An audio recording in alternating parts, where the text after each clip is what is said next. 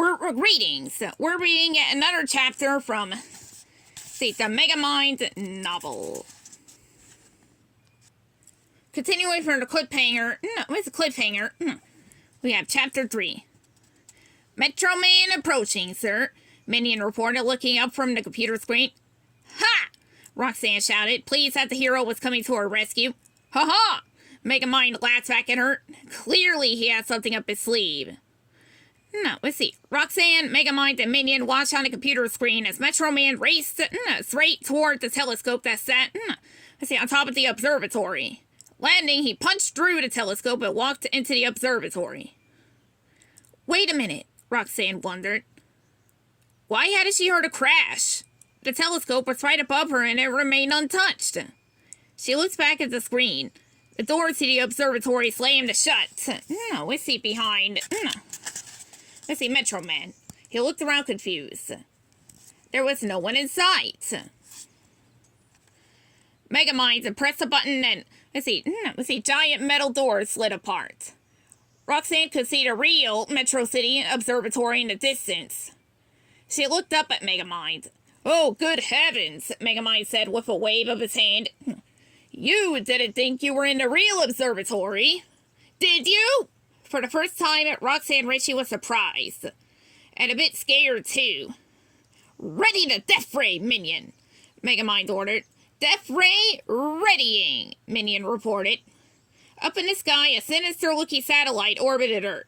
A set of doors on the satellite opened, revealing 2 huge solar panels. From its position, Minion pulled a lever, and the panels began to change. Just then, a giant screen turned on inside the real observatory, where Metro Man was standing. Megamind's image filled the screen. Over here, old friend, Megamind called, trying to get the hero's attention. In case you haven't noticed, you've fallen right into my trap. You can't trap justice. It's an idea. A belief. Metro Man shot back.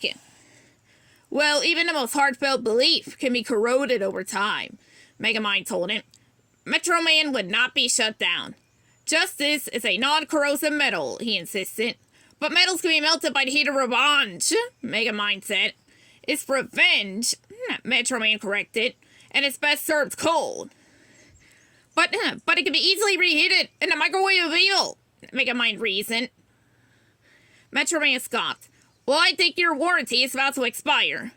Maybe I got an extended warranty, Megamind countered. Warranties are invalid if you don't use the product for its intended purpose, Metro Man replied. Roxanne had had enough of this silly banter. Ugh, girls, you're both pretty. Can I go home now? She asked. Of course, Megamind told her. That is, if Metro Man could withstand the fully concentrated power of the sun.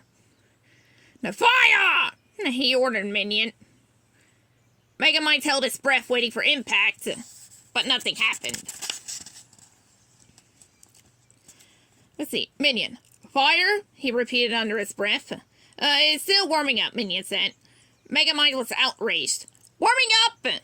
The sun is warming up!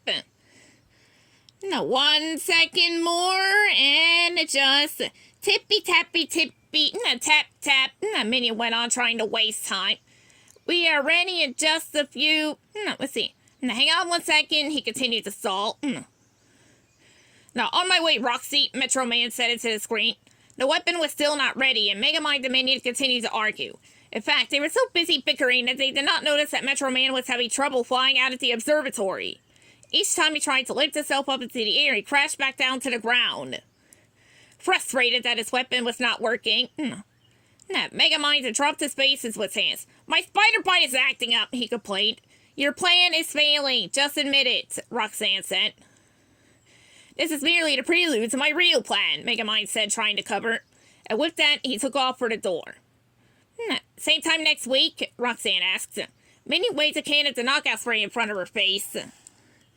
Just then, Metro Man slammed into the ceiling again. Bargain day, crab nuggets, the hero muttered. Hearing this, Megamind froze in its tracks. What did he just say? Crab nuggets? Minion said. Tug-toe card papple. Let's see, rat flap. Metro Man continues to mutter its nonsense.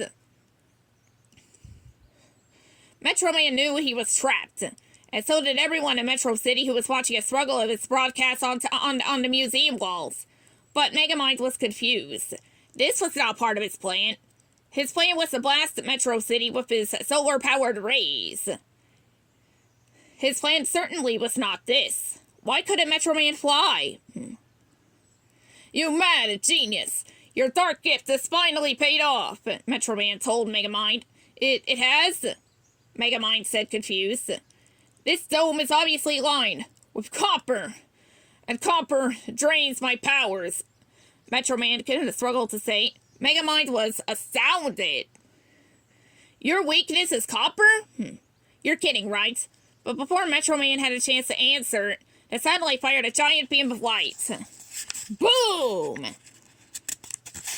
Let's see, the bright light blasted through the observatory in an enormous explosion.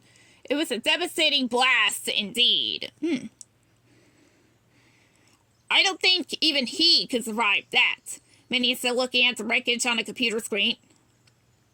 Well, let's not get our hopes up just yet, Megamind said. Just then, Minion spotted something flying outside the window.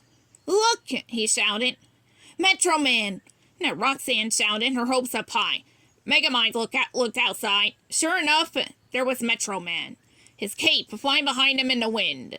He flew through the window, crashed on top of Megamind. Only it wasn't really Metro Man.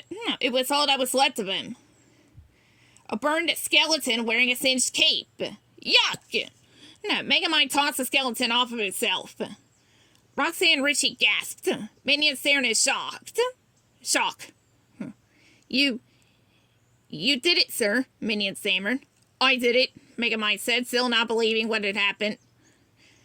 Back at the Metro Man Museum, the crowd stared at the projection in stunned disbelief. He did it, the mayor said. Inside Metro City, penitentiary, the guards and prisoners stared at the television set in stunned disbelief, too. He did it, the warden said. And back at the fake observatory, reality finally hit Megamind. I did it, he shouted. Metrocity is mine! To be continued with Chapter 4.